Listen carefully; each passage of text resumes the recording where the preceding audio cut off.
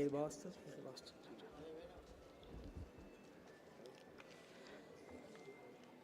జోహార్ గద్దర్ అన్న, జోహార్ గద్దర్ అన్న. సభకి జై భీమ్.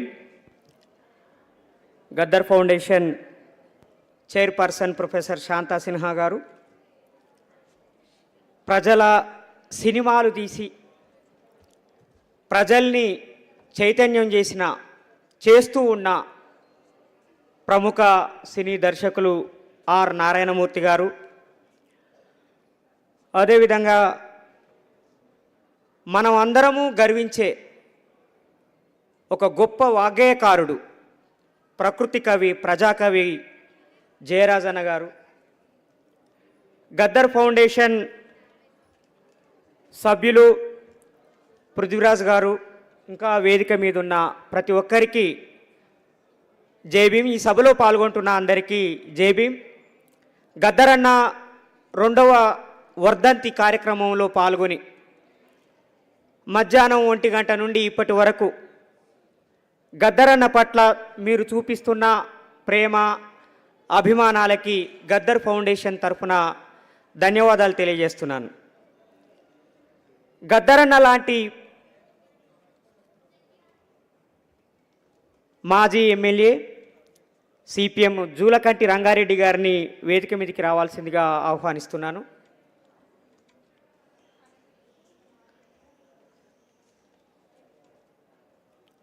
గద్దర్ అన్న కేవలం కళాకారుడు మాత్రమే కాదు, గద్దర్ అన్న ఒక ఫిలాసఫర్, ఒక తత్వవేత్త. గద్దర్ అన్న కేవలం రచయిత మాత్రమే కాదు, గద్దర్ అన్న ఒక సామాజిక, రాజకీయ, ఆర్థిక పరివర్తన తీసుకురావాలనుకున్న సంపూర్ణమైన విప్లవకారుడు. మాజీ ఎమ్మెల్యే చంటి క్రాంతికిరణ్ గారిని వేదిక మీదకి రావాల్సిందిగా ఆహ్వానిస్తున్నాను. క్రాంతికిరణ్ గారు, ఒక సంపూర్ణమైన విప్లవకారుణ్ణి మీరు ఎక్కడైనా చూడాలనుకుంటే అది కేవలం గద్దర్ అన్నలో మాత్రమే చూడగలుగుతాం. ప్రపంచంలో చాలామంది గొప్ప కళాకారులు ఉన్నారు, గొప్ప వాగ్గేయకారులు ఉన్నారు. మనం అందరము ఎవరిని ప్రశంసించాలనుకున్న 3 పేర్లని ప్రధానంగా రెఫరెన్స్గా తీసుకుంటాం. ఒకరు మైకేల్ జాక్సన్, తనకన్నా ముందు వాడైన పాల్ రాబ్సన్, 3వ వ్యక్తి బాబ్ మార్లే. ఈ 3 చాలా గొప్ప కవులు, వాగ్గేయకారులు. కానీ ఈ 3 గద్దర్ అన్నతోటి సరిపోల్చగలిగిన వ్యక్తులు కాదు, కళాకారులు కాదు. వాళ్ళని అవమానించటం నా ఉద్దేశం కాదు. గద్దర్ అన్న కేవలం కళాకారుడు కాదు, ఆయన ఒక సేనాని, ఒక సాయుధ సైనికుడు. సాయుధ సైనికుడు మాత్రమే కాదు, ఆయన ఒక ఫిలాసఫర్. అంతేకాదు, ఒక క్రమశిక్షణ కలిగిన, నిజాయితీ కలిగిన, బాధ్యతాయుతమైన నాయకుడు, కార్యకర్త. నైతిక పరివర్తనని ఆకాంక్షించినటువంటి వ్యక్తి కాబట్టి ఆయన జీవితం నిండా ఒక నైతిక విలువలు, నైతిక ప్రవర్తనని మనం చూస్తాం.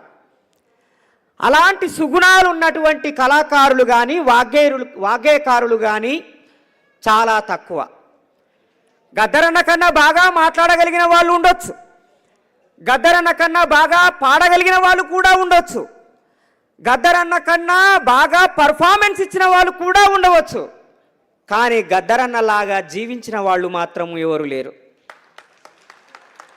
అందుకే గద్దర్ అన్న ఈ భూగోళం మీద పుట్టిన, ఈ భూగోళం మీద నడయాడిన, ఈ భూగోళాన్ని తన కంఠం ద్వారా వినిపించిన ఒకే ఒక్క మహా విప్లవ వాగ్గేయకారుడు అని నేను భావిస్తున్నాను.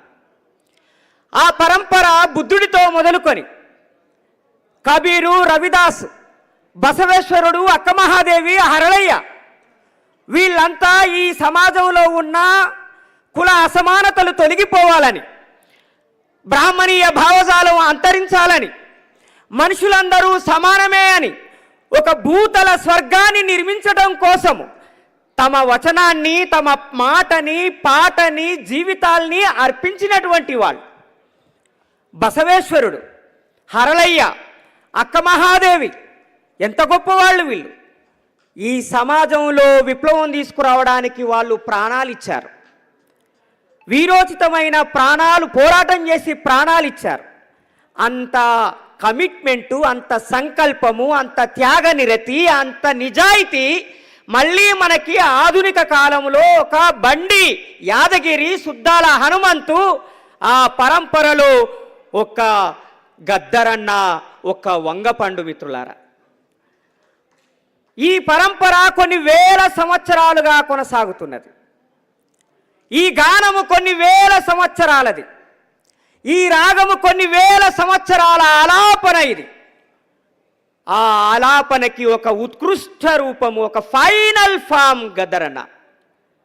అలాంటి గద్దరన్న ఆలోచనలు, అలాంటి గద్దరన్న ఆశయాల్ని చర్చించకుండా కేవలం గద్దరన్న కళా ప్రదర్శన గురించి, గద్దరన్న గాన కౌశల్యం గురించి మాత్రమే చర్చిస్తే సరిపోదు. జయరాజన్న చాలా సభల్లో చెప్పాడు. గద్దరన్న హృదయాన్ని ఇలా విప్పి చూపించాడు జయరాజన్న. ఏ సమాజం కోసమైతే తాను నిలబడి కలబడి నడిపించాడో ఆ సమాజాన్ని ఇప్పుడు నడిపించాల్సిన బాధ్యత ఈ తరం మీద ఉన్నది. ఈ తరము ఇప్పుడు పెద్ద సంక్షోభంలో ఉన్నది. ఈ దేశం ఇప్పుడు పెద్ద సంక్షోభంలో ఉన్నది. ఈ రాష్ట్రం ఇప్పుడు పెద్ద సంక్షోభంలో ఉన్నది. ఈ సంక్షోభం నుంచి ఈ సమాజాన్ని గట్టెక్కించడానికి గద్దరన్నలో ఆలోచనలు దొరుకుతాయి, మార్గాలు దొరుకుతాయి. గద్దరన్న ఫిలాసఫీలో మనకు ఒక విముక్తి మార్గం దొరుకుతుంది.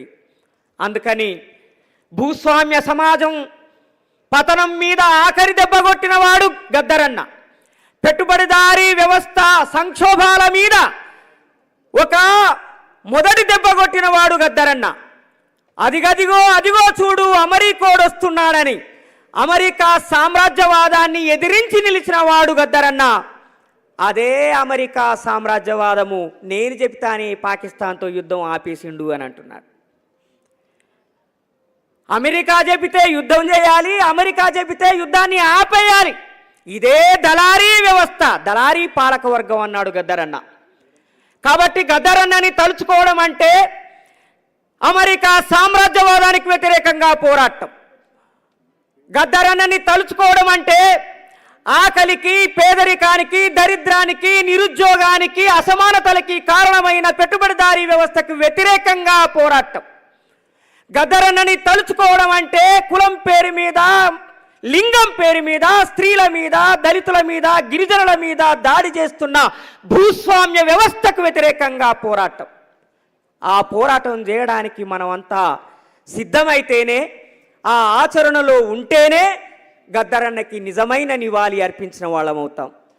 తెలంగాణ రాష్ట్రం ఏర్పడాలని కోరుకున్న గద్దరన్న తెలంగాణ రాష్ట్రం ఏర్పడ్డ తరువాత ఈ తెలంగాణని మళ్ళీ దొరలే, దోపిడీదారులే పాలిస్తున్నారని ఆ వ్యవస్థని కూల్చడం కోసం ఆఖరి నిమిషం వరకు పోరాటం చేశాడు. అదే గద్దరన్న స్ఫూర్తితో తెలంగాణ వనరుల్ని, సహజ సంపదనుల్ని, మానవ వనరుల్ని వినాశనం చేస్తున్న ఉత్తరాది పెట్టుబడిదారీ వ్యవస్థకు వ్యతిరేకంగా, సవర్ణ వ్యాపార సంస్థలకు వ్యతిరేకంగా పోరాటం చేయాల్సిన అవసరం ఉన్నదని తెలియజేస్తూ, సభాధ్యక్షుడిగా ఎక్కువసేపు మాట్లాడకూడదు కాబట్టి ఇప్పుడు మనం ఎంతో ఇష్టపడే, గౌరవించే నిజమైన సినీ దర్శకుడు, ప్రజల సినీ దర్శకుడు, పీడిత వర్గ పక్షపాతి అయిన కామ్రేడ్ ఆర్ నారాయణమూర్తి గారిని మాట్లాడాల్సిందిగా ఆహ్వానిస్తున్నాను.